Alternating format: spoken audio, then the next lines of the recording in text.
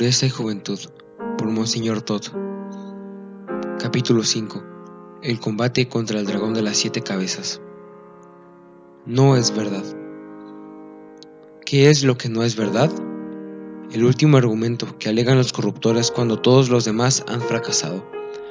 Recurren a su pobre experiencia personal y a las afirmaciones de unos cuantos médicos sin conciencia para persuadirte que la práctica de la continencia hasta el matrimonio es humanamente imposible.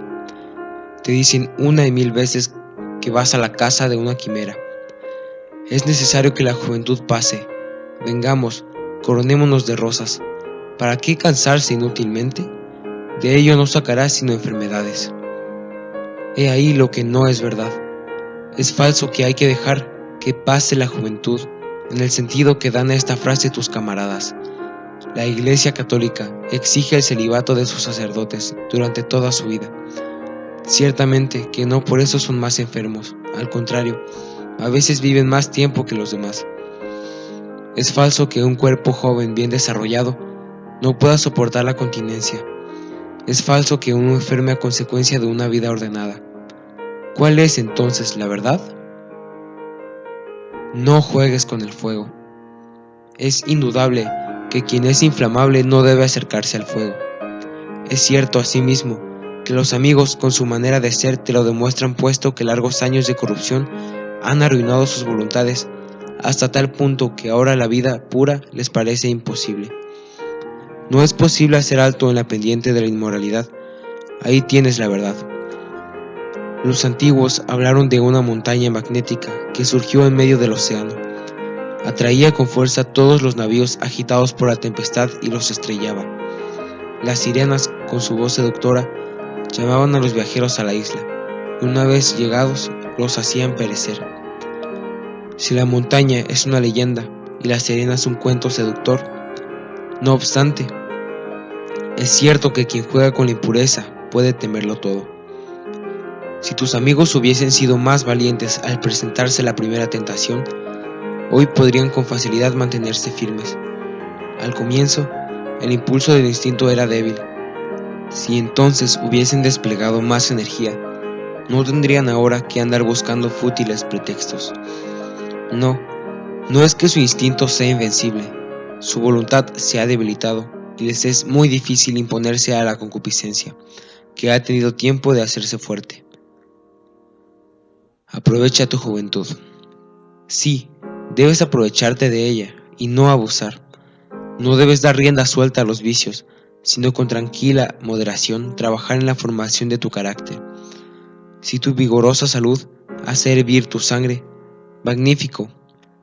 Entrégate de lleno al trabajo y emplea esa energía en el cumplimiento concienzudo de tus deberes. Eres libre, se te dice. La libertad es una palabra que hace estremecer al joven. Sé libre, pero prudente al mismo tiempo. En lo moral, como en lo físico, hay leyes que no podemos descuidar sin peligro de irnos a pique. ¿Destruirías de un puntapié la empalizada que impide el acceso a un precipicio porque es un obstáculo para tu libertad? Las leyes de la moral forman una barrera, pero que preserva tu alma de una caída terrible. Goza de la vida, pero sin pisotear la ley divina. Disfruta de tu libertad, pero hazla entrar en los planes del Creador. Se te dirá: el ahogar y extirpar las inclinaciones es contra la naturaleza. Los monjes de otros tiempos extirparon también las selvas vírgenes, pero era para sembrar en ellas los gérmenes de la civilización. Por doquiera oirás: no dejes pasar tu juventud, aprovéchala. Está bien, Jesucristo no te lo prohíbe, solo exige una cosa: no bajes jamás, sube siempre. El rosal que no ha sido podado cuando era tierno, nunca dará flores. Las ramas superfluas agotarán su savia. Tú, hijo mío, eres el jardinero responsable del rosal de tu alma. ¿Cuántos jóvenes han dicho entre sollozos: ¿por qué no me avisaron a tiempo? Castidad y salud. Encontrarás amigos que te presentarán la castidad como nociva. Te citarán nombres de médicos que, ya sea por ligereza, ya también por deseo de lucro, proclaman esas opiniones. En efecto, los hay, para gran gozo de los perdidos, pero no dudo un momento en llamarlos charlatanes. Es increíble que aún los mejores de entre los adolescentes se dejen conmover por esas falsas ideas. Aún dado caso que así fuera, ten presente que la salud no es tu mayor tesoro en la tierra. El honor, el carácter, el alma han de ser mucho más estimados. Más vale soportar una jaqueca que irte a salpicar con el barro empañando tu castidad. Mas eso no es verdad. No hay por qué temer que la castidad amengüe en lo más mínimo tu salud. ¿Hay siquiera un solo hombre que se atreva a presentar un escrito verdaderamente científico como prueba de que una enfermedad causada por la continencia? No. En cambio, hay millares de libros que pregonan los estragos de la inmoralidad. ¿Qué dice la medicina? Un alumno de bachillerato pasó mi libro a su hermano, que era ya universitario, quien, al terminar su lectura, hizo este comentario: sí, pero a pesar de todo, exagera. Todo lo que él contiene es muy hermoso, pero se ve enseguida que está hecho por un sacerdote. Bien, hijo mío, ¿lo oyes? Ya se ve que es obra de un sacerdote. Toma, lee lo que dicen los médicos, quienes ciertamente no son curas. Condenamos enérgicamente como una doctrina de las más perniciosas, inventada para servir al mal y fomentar la peor forma del vicio, la teoría que sostiene que el celibato castamente observado puede traer malas consecuencias. La castidad no hace más daño al cuerpo que al alma. Su disciplina es preferible a todas las demás. Entre los muchos neurasténicos e hipocondríacos que han venido a consultarme a propósito de sus tratos inmorales, no he oído a uno solo decir que con ellos se encuentre mejor o más feliz. Es necesario inculcar a los jóvenes que la castidad y la continencia no solamente no son nocivas, sino que por el contrario, esas virtudes son aún más recomendables consideradas desde el punto de vista de la medicina. La afirmación recientemente hecha por varias personas y repetida en los periódicos, que una vida moral y una continencia perfecta son malas para la salud, es enteramente falsa. Según nuestra experiencia en este punto unánime, no conocemos ningún caso de enfermedad ni ninguna debilidad que podamos señalar como resultado de una conducta perfectamente pura y moral. Los males de la incontinencia son conocidos e innegables. Los que podrían ser originados por la continencia no son sino imaginarios y supuestos. Basta una prueba. Muchos escritos se han publicado sobre los primeros, en cambio, los otros esperan aún su historiador. No hay a este propósito sino vagas afirmaciones que se dejan escapar vergonzosamente en las conversaciones, pero que serían incapaces de soportar la luz del día. Es de capital importancia que todo el mundo sepa que la continencia es compatible con la mejor salud. Aseguro que la continencia absoluta y prolongada no ofrece para el joven ningún inconveniente serio, que es posible y más frecuente de lo que muchos se imaginan. Las relaciones extraconyugales, completamente irreprensibles bajo el aspecto moral, no son en manera alguna recomendables bajo el aspecto terapéutico. Se ha hablado de manera indebida y a la ligera de los peligros de la continencia para el joven. He de confesar que si ellos existen, nunca los he conocido, y que a mí, médico, me quedan todavía por descubrir, siendo así que no me han faltado sujetos de observación. Ahí tienes la manera de pensar de algunos médicos de renombre, y cómo no son únicamente los sacerdotes quienes así te hablan. Añade a todo esto los castigos que la incontinencia trae consigo. Miles de personas yacen bajo el peso de la maldición de una sola noche de placer. Ya tienes manera de responder a los detractores de la pureza.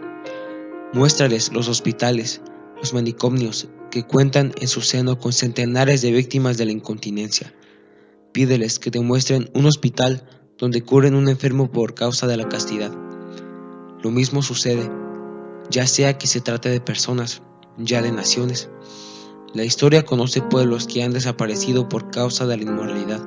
En cambio, ni uno solo ha sido destruido por sus buenas costumbres. Dios y la naturaleza. No podía ser de otra manera. El Creador ha exigido la continencia perfecta hasta el matrimonio. Así tenía que ser para que el hombre pudiera soportar este último sin menoscabo de su salud. Los filólogos han hecho el interesante descubrimiento de que en el germano antiguo las palabras santo y sano tienen la misma raíz. El mismo idioma parece indicar que vivir según el deseo de Dios es gozar de salud corporal. Las mismas palabras te lo dicen: Heil, Heilsam, Heil. Si la vida inocente es nociva, ¿por qué entonces castiga la naturaleza el desorden moral? Estaría en contradicción consigo misma. Los animales están exentos de las enfermedades venéreas. Sencillamente, son incapaces de desacatar las leyes. Nosotros queremos ser más distinguidos que ellos. No tenemos hocico ni trompa, y no obstante, cometemos bajezas que no hace el bruto que carece de razón. A ninguna criatura ha dado Dios un instrumento comparable con las manos del hombre. Si nuestras manos no estuvieran hechas tan admirablemente, apenas si aventajaríamos a los animales. La mano prepara el alimento, esculpe estatuas, prepara medicinas, compone libros, conduce los transatlánticos y los trenes internacionales. La mano es una muestra de la confianza que Dios ha depositado en el hombre, y nosotros las empleamos para rebajarnos muy por debajo de los brutos. No es claro cómo la luz del día, que es Dios, quien nos castiga cuando nuestra fuerza creadora se convierte en fuerza de destrucción desde el momento en que no la empleamos según sus divinos designios. La naturaleza defiende sus derechos armada de millares de microbios que inyectan nuestra sangre.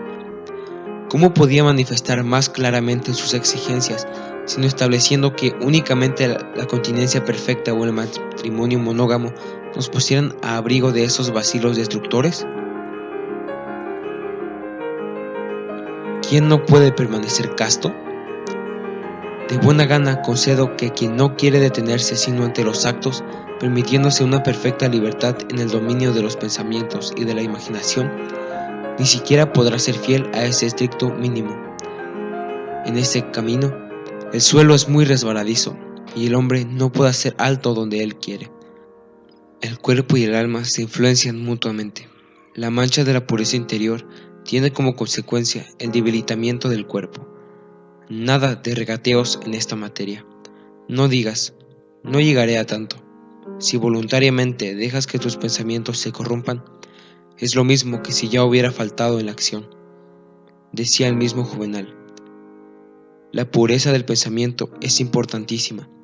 Un solo pensamiento malo puede desencadenar una revolución en nuestro ser. La excitación producida en el cerebro se transmite automáticamente por la médula espinal hasta los órganos inferiores. Esta conmoción provoca enseguida el acto culpable. Bien sé que en ese momento eres incapaz de apagar el fuego que te consume, mas ¿no eres tú quien ha originado ese incendio? ¿Sabías que un animal feroz dormía dentro de ti? ¿Por qué entonces le despertaste? No se hacen fuegos artificiales al lado de un depósito de pólvora. No es cosa de extrañar que quien da cabida a malos pensamientos y permite que se adueñen de él, no es capaz de vivir puramente. Pero el joven que ejerce una severa censura sobre sus pensamientos y deseos, tenga que soportar incomodidades que provengan de una vida continente, lo niego, es falso, 1000 veces falso.